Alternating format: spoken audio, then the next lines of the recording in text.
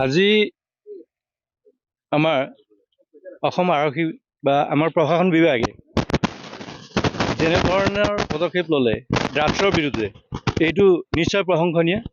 আজি ঠিক দিনৰ প্ৰায় 1:30মান বাজিছিল চাগে, তেখেতসকলে এটা পৰিকল্পনা কৰি আজি দুজন ড্ৰাগছ ব্যৱসায়িক আমাৰ বিশ্বনাথ চাৰিআলি ডিষ্ট্ৰিক্টৰ ৰাওনাজান বুলি কয় যিটো বৰভেটি গাঁও ৰোড, সেই ৰোডত তেখেতসকলক ধৰিলে। আজি আমি আচৰিত হৈছোঁ যে প্ৰশাসনৰ ইমান ষ্ট্ৰং আৰু ইমান ডাঙৰ ডাঙৰ পদক্ষেপ লোৱাৰ পিছতো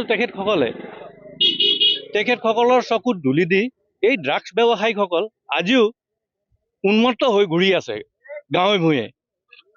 আজি দুজনক গ্ৰেপ্তাৰ কৰিছে। সিহঁতে যদি এনেকে ঘূৰি থাকে বা এনেকে সিহঁতৰ হেৰিয়াত ড্ৰাগছ বিয়পাই থাকে, আমাৰ যুৱ প্ৰজন্মটো শেষ হৈ যায়। লগতে উঠি অহা যুৱক যুৱতীসকলৰ ভিতৰত এই ড্ৰাগছৰ যিটো নিচা সেইটো সম্পূৰ্ণকৈ সোমাই যায়।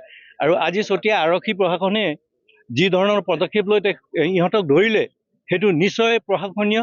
আৰু আৰক্ষী প্ৰশাসনক মই বিশেষকৈ চতিয়া নলবাৰী বা বৰভেটি গাঁৱৰ এজন সমাজসেৱক হিচাপে তেখেতসকলক ধন্যবাদ জ্ঞাপন কৰিছোঁ। আজি বিশ্বনাথ আৰক্ষীৰ বিশেষ এটা শাখাই এক অভিযান চলাই আমাৰ অঞ্চলত ড্ৰাগৰ সন্ত্ৰাস চলাই থকা দুজন যুৱকক আটক কৰিবলৈ সক্ষম হৈছে। আমি ধন্যবাদ জনাইছোঁ আৰক্ষী বিভাগক।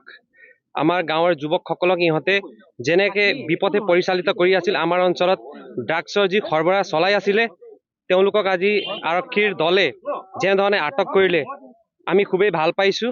আৰক্ষীৰ এই পদক্ষেপ অনাগত দিনবোৰতো যাতে এনেধৰণে তেওঁলোকে এই বিষয়ত পদক্ষেপ চলাই যায়, আৰু যদি আমাৰ অঞ্চলত আৰু এনেধৰণে সন্ত্ৰাস চলি আছে তেওঁলোকক ধৰি কাৰায়ত্ব কৰিবলৈ সক্ষম হয়। আমি তেওঁলোকক পুনৰবাৰ ধন্যবাদ জনাইছোঁ।